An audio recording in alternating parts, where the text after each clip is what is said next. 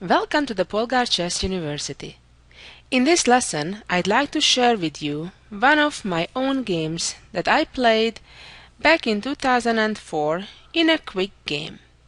Let's get started, and I'd like to say in a preview that this is a game about planning and strategy. You will not see a lot of combinations or fireworks. This is a clearly strategical game on how to improve your position little by little all the way until winning the game. Let's get started. I had the white pieces and played d4 as I did in most of my games in my career, although in my early years until I reached about a rating of around 2000 I only played the king-pawn start with e4, and then towards the end of my active professional career I returned to the king-pawn move. Of course, both are equally good choices, they simply are a bit different. In this position, black has numerous decent choices. Among them, the most solid and one of the most common one is to play d5, immediately fighting for the center.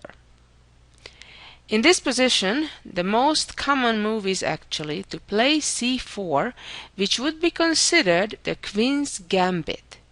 We call something a gambit when we sacrifice usually a pawn early on in the opening, in the beginning of the game. Of course, if black in this position would capture and accept that pawn, that would only be a temporary gain. First of all, white could give a check, although that's certainly not a good choice, because then black would block the check, and when white wins the pawn back on c4, we lose another pawn immediately, as black would now capture on d4. Of course, black's queen is protected by the knight. So let's go back. We started with d4, d5, and I was mentioning that c4 is okay, even though it temporarily gives a pawn up. Here, white most often would play either e3, immediately opening the bishop to attack the pawn on c4, or even e4. Some of the interesting ideas that I'd like to share with you about this type of opening is that if now black protects the pawn on c4 with the pawn from b7, then white immediately would play a4. Now, here is what is happening. If black captures the white pawn, then already the pawn on c4 could be captured, and it's quite clear that the pawn on a4 will be lost sooner than later.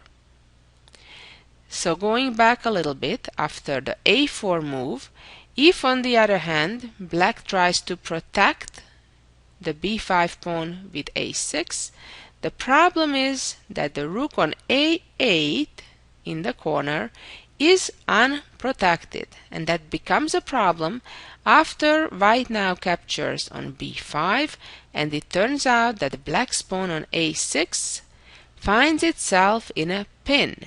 In other words, the pawn is unable to safely capture back, because then black would just lose the rook, and that's certainly a very bad thing.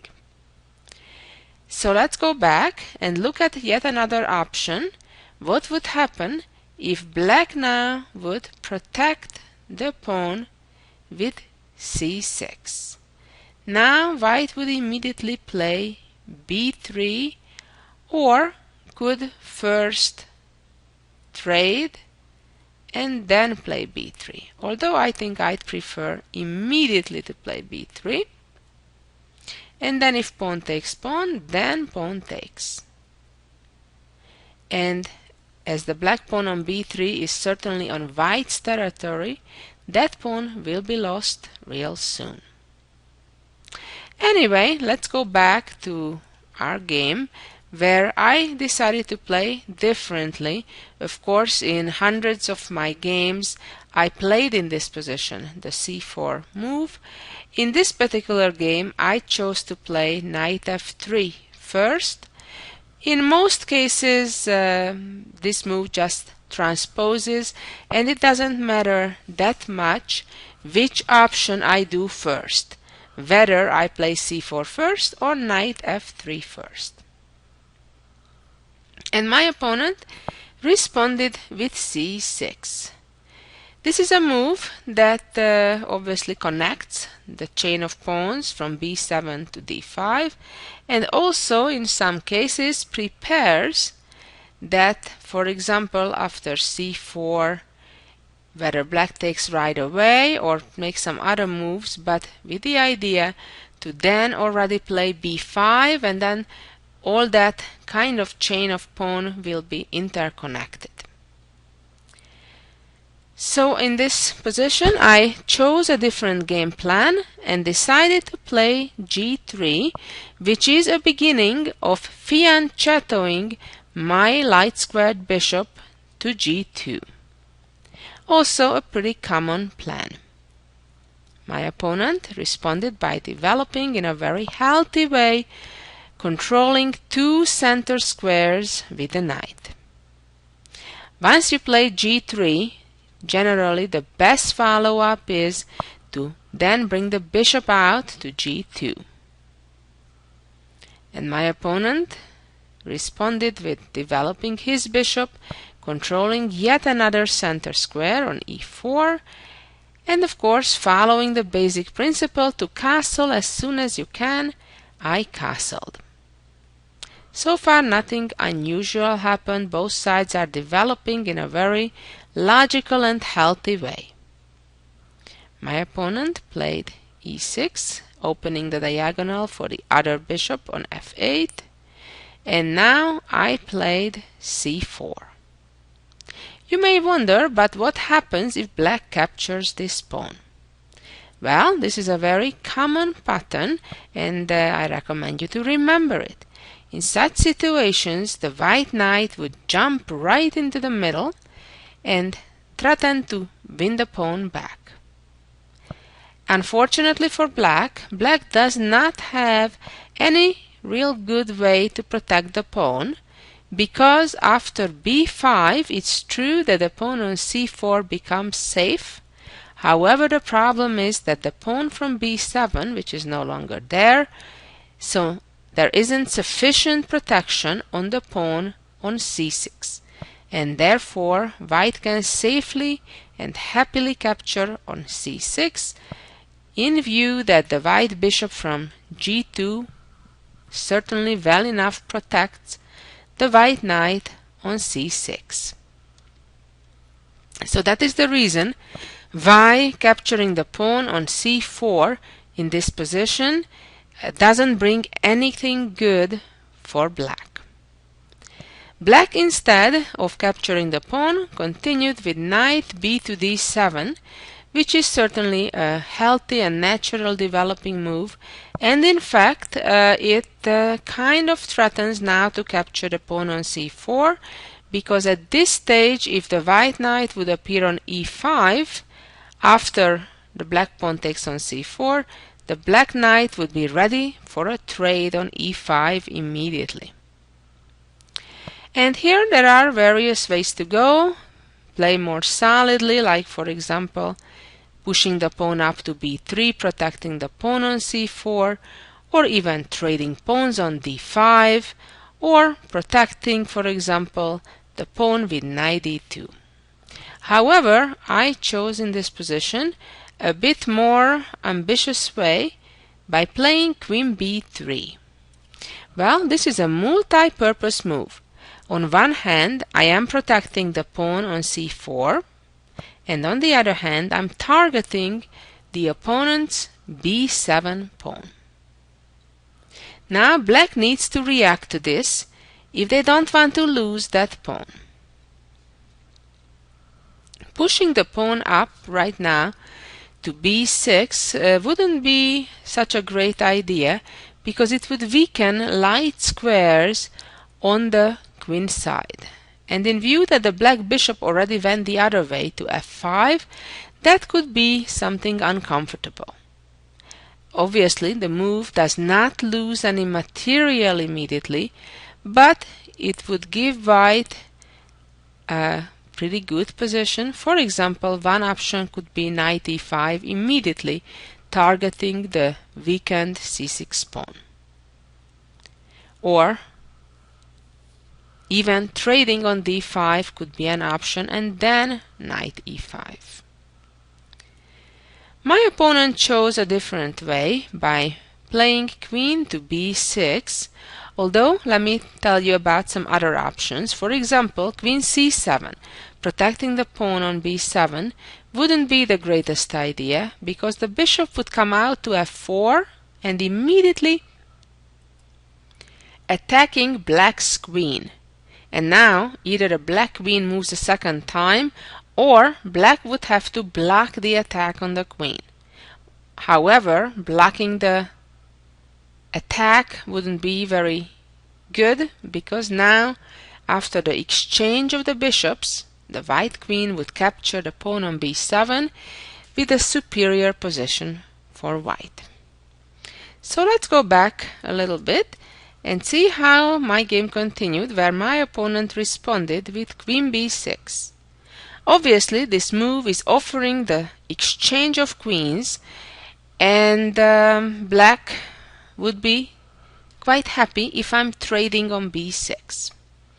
However, I chose a different way, which is actually quite typical, although I have to say it's an exception from the standard rules. I played c5, and with this move, while of course attacking the enemy queen, I'm inviting an exchange of queens on b3. The problem is not the exchange of queens, but the fact that now I am forced to capture back with my pawn, and that means that my b pawns are doubled. I no longer have an a and b pawn, but have two pawns on the same file.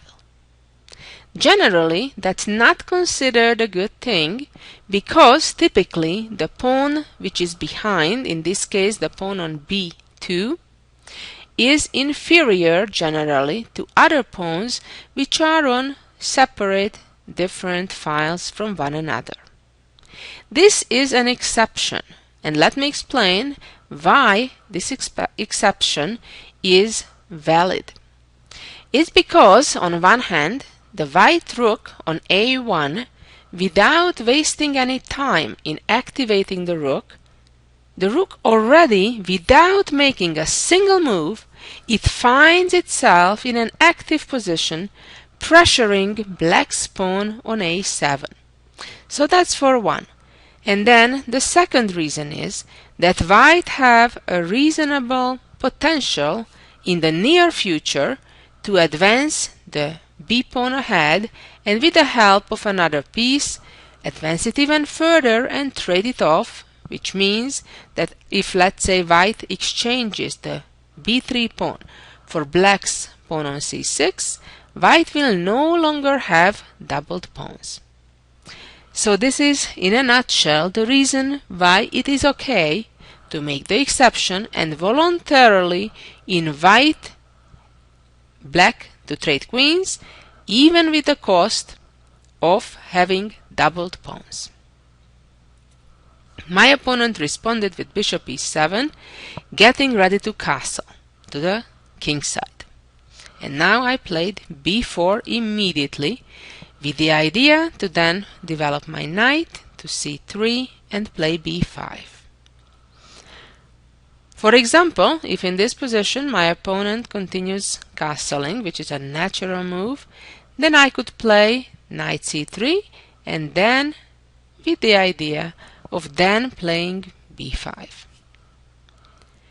My opponent instead, going after b4, played a6, immediately preventing any hopes of me playing b5, and I continued with developing my bishop to f4, And my opponent didn't rush with the castling, although, obviously, could make that move, but played knight e4. I have a feeling that this may be a little bit premature, and black perhaps is better off castling actually. And I develop my knight, and again offering a trade, which my opponent accepted. And now a very unusual situation, unusual pawn formation, as you can see, between these four pawns, kind of creating a funny little shape on the chessboard, kind of unusual. That c pawn usually would be on the a file, and of course it makes it quite difficult, if not impossible, for me ever to get to play the pawn advance b4, b5. However, I had some different pawn advances in mind, as you shall see real soon. My opponent castled finally, and now the task is to get to have some pawn advance, preferably with e4. And that explains my next move, where I played knight to d2 with the idea to then play e4 next, advancing my pawn and opening some files. My opponent quickly played knight f6, trying to prevent just that, because now black has a three-way attack on that square, while I have only a two-way attack. And here I played a quiet move, h3, with sometimes ideas of playing g4 to chase black's bishop. And my opponent the second time with a second knight moved to e4.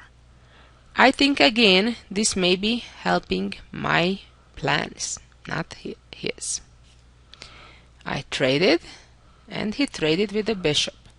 This is one of those examples when the weaker, or at least the lower rated player, is trying to trade as many pieces as possible, thinking that by getting to an endgame and getting rid of as many pieces as possible of equal values, that will bring the game closer to a draw.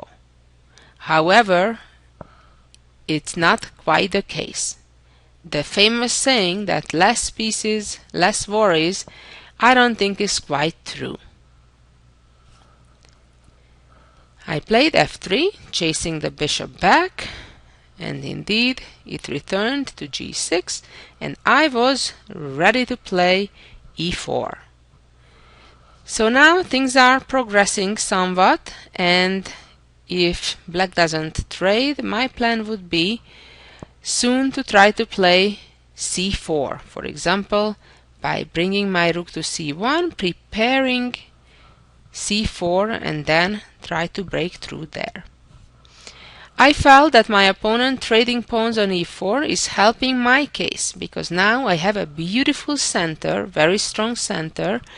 I have the d4 pawn, the e4 pawn, and importantly, I have potentially even a third pawn advancing and then advancing further. A real nice pawn chain.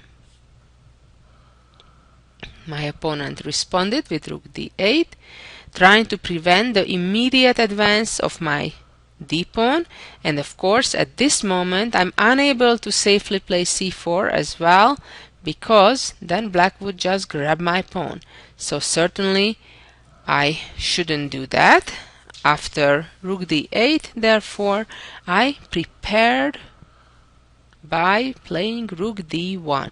So I'm bringing another rook that now supports my pawn advance with d5.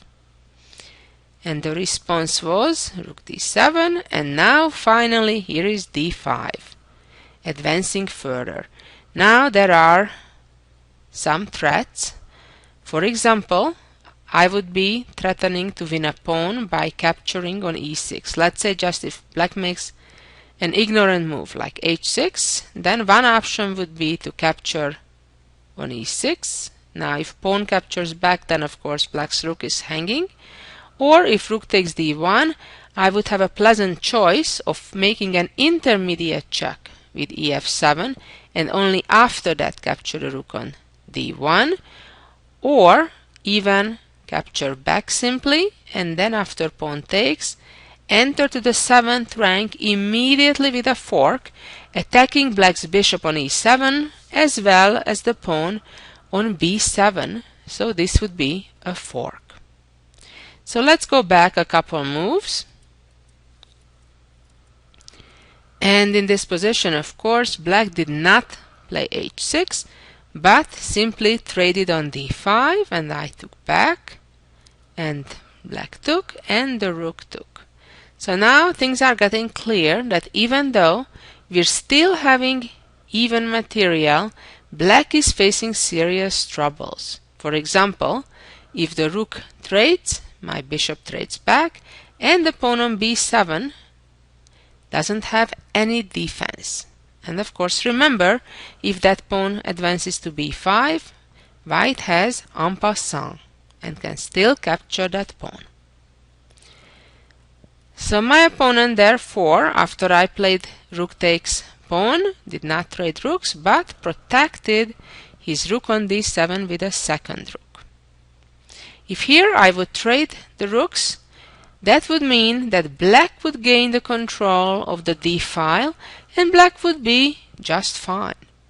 However, white can do better, and I played rook f to d1, protecting my rook a second time, doubling up on the d file, and more importantly, immediately attacking black's rook on d7 and pushing the issue, pushing the trade of all the rooks.